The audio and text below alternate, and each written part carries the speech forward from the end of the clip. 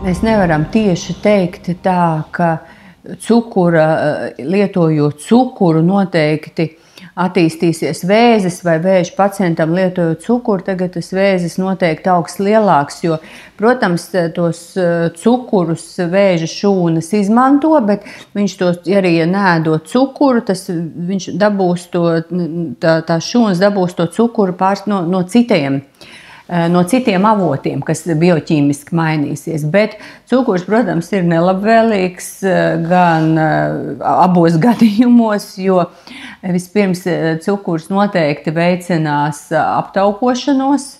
un aptaukošanās, kā mēs sākumā runājam, ir nozīmīgs riska faktors. Tas cukurs ir pilnīgi tukša kalorija, tas ir vienkārši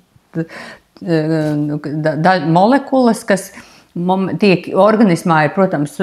nepieciešami arī šie ogļhidrāti vispār izdzīvošanai, jā, bet parasti cilvēki to uzņem par daudz, tam parastam cukuram nav pievienotās vērtības, un tos var veicināt arī pārāk lielu šo cukuru lietošanu arī aknu aptaukošanos, kas savukārt atkal negatīvi ietekmēs lipīdu vielu maiņu. Tātad, protams, cukurs viennozīmīgi ir nelabvēlīgs, un cukurs noteikti tāda profilaksija, mēs runājam par vēža attīstību, jā, tātad veicinās šo aptaukošanās risku, un aptaukošanās savukārt riska faktors vēzim. Tad, kad šajā ārstēšanas procesā, tad mēs šo cukuru īsti neierobežojam. Un arī daudzi šie, ko jau es iepriekš daudz minēju, šis medicīniskais papildu uzturs satur šos cukurus, kas ātri organisms ko spēj uzņemt, jo tur ir svarīgi, jā, lai tas organisms neciestu badu, lai viņš saglabātu šo savus audus, jā. Bet, protams, tas nenozīmē, ka visiem ir jāēd cukurs. Tas ir vienkārši konkrētās, ja cilvēks zaudē svaru, tad mēs atļaujam arī saldos ēdienus, pat rekomendējam, ja cilvēkam garšo, jo tas būs kopā, tur būs gan cukuri, tur būs arī tauki, tur būs arī, protams, arī olbaltumvielas, lai cilvēks saglabātu šos savus audus, arī saglabātu imunitāti. Bet, protams, ir arī ļoti daudz dažādu pētījumu šajā virzienā, jo tas, kā varētu ietekmēt šo slimības gaitu, un šī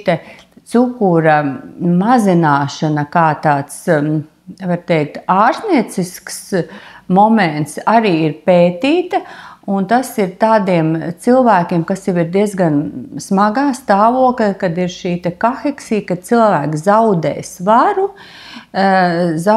neskatoties uz to, ka mēs nodrošinām diezgan daudz tās kalorijas. Tad viņš ēd, bet zaudē svaru jebkurā gadījumā un attīstās tā insulīna rezistence, tātad, ka audi šo cukuru vispār nespēja izmantot.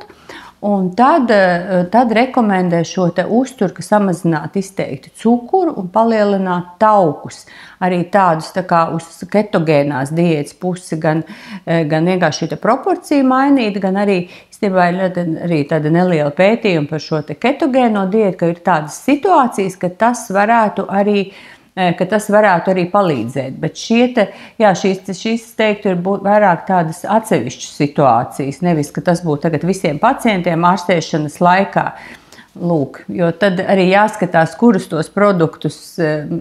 kurus izslēgt un kas būs tā vietā, lai tas organisms atkal neciestu. Ja ir šī situācija kontrolēta, ja svars nekrīt un cilvēks tiešām ievēro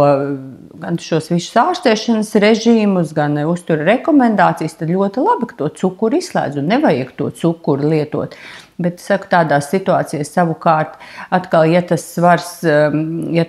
krītās, vai arī, ja cilvēkam tiešām, ja viņam tur gribas apēst arī ko saldu, viņš sev visu laiku mocad no tā stresa, vien varbūt arī ir šis varbūt pat negatīvais efekts. Jā, tā kā tur ir jāskatās, kāda tā situācija. Mēs nevaram viennozīmīgi teikt, ka tagad izslēdzot cukuru būs kaut kāds ieguvums, vai jādod cukuru, ka tagad arī tas vēža process ļoti pātrināsies. Jā, bet ir kaut kādas konkrētas klīniskas situācijas, kad tas ir pierādīts ar tādu ieguvumu, jā, un ir arī, protams, ir arī tādi pētījumi, arī, kad arī ķīmijterapijas laikā, kad ir šīs uztura modifikācijas un skatās šo te efektu, bet tie pagaidām ir tādi nelieli pētījumi. Es teiktu, jā, ka tad, ja to grib mēģināt, labāk to iepriekš pārunāt ar speciālistu.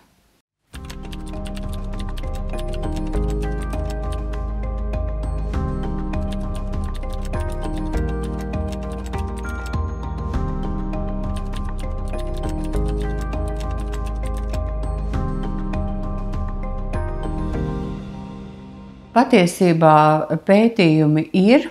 tieši arī par šo te čagu, kas būtībā ir sēne, un arī tieši par šo te pretvēža iedarbību. Bet kas ir jāņem vērā, ka tie pētījumi visbiežāk ir tieši ar šūnām, nevis un ar dzīvniekiem. Ar cilvēkiem mums nav tādu pārliecinošu datu, un vēl ir tas moments, protams, ka šie te līdzekļi, viņi ir uztura bagātinātāji. Un, ja medikamentam mēs zinām tiešām šo te devu, kas ir, un šī deva ir izpētītā, un ir zinām arī šie te blakus efekti, tad tie visa grupa, kas ir uztura bagātinātāji, tur šīs te konkrētā deva, pat ja viņi ir uzrakstīti virsū, tad ļoti bieži īstenībā veicot analīzes nesaskan ar to, kas tur ir rakstīts, jā, un arī šie te blakus efekti ir ļoti maz zinām. Tā kā varbūt es teiktu tā, ka perspektīvā iespējams, ka no šīs te čagas arī tiks varbūt izveidots preparāts, kas jau būs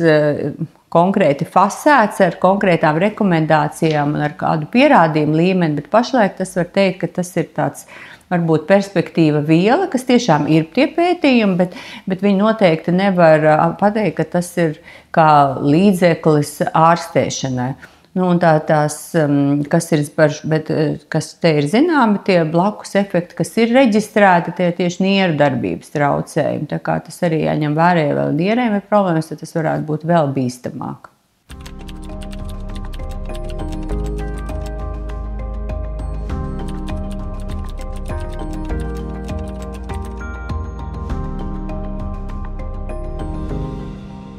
Jā, te vispirms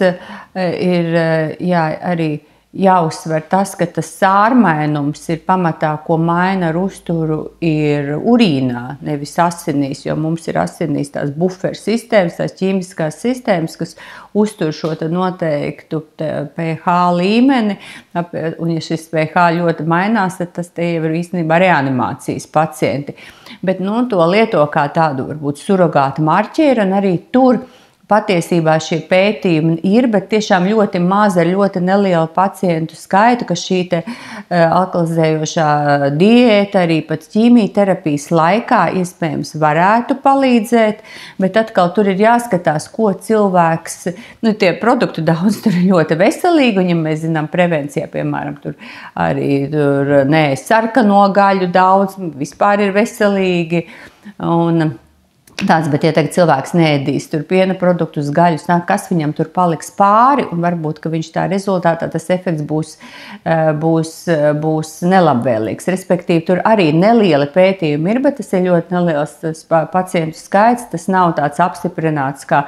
ārstēšanas standarts, un es teiktu arī, ja cilvēks ļoti nopietni par to domā, tad viņam varbūt varētu vienkārši atnākt, bez varbūt, jā, un pārunāt, kā tas ir manā situācijā, jo tur ir jāskatās, kas ar to viņa ķermeni notiek un kāda ir tā terapija un kurā brīdī, varbūt kaut kādā brīdī arī to var piemērot vismaz dažus principus no šīs diētas, bet vienkārši jāpaskatās kopumā, kas notiek ar to cilvēku. Ka pašam uz savu galvu vienkārši var nodarīt sev pāri ar dažādām gan ar diētām, gan ar šiem te uztura bagātinātājiem.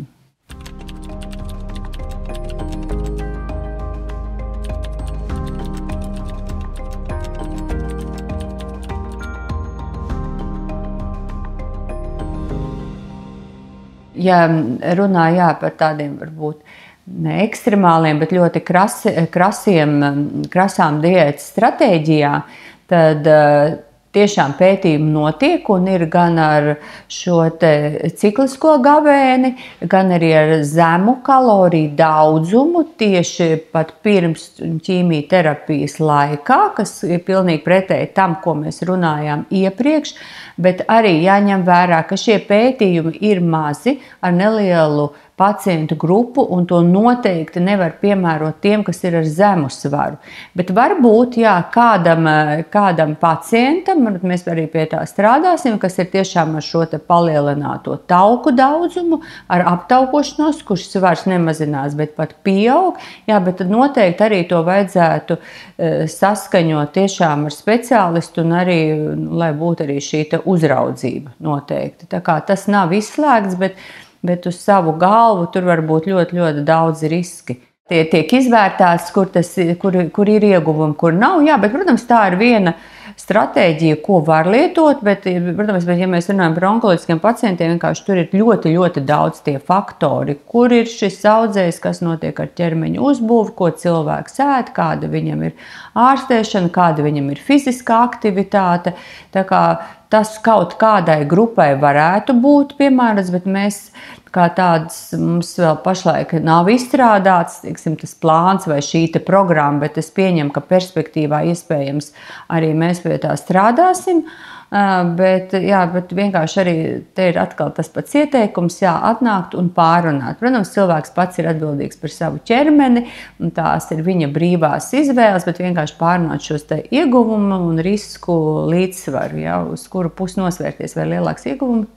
iespējamais ieguvums vai lielāks risks.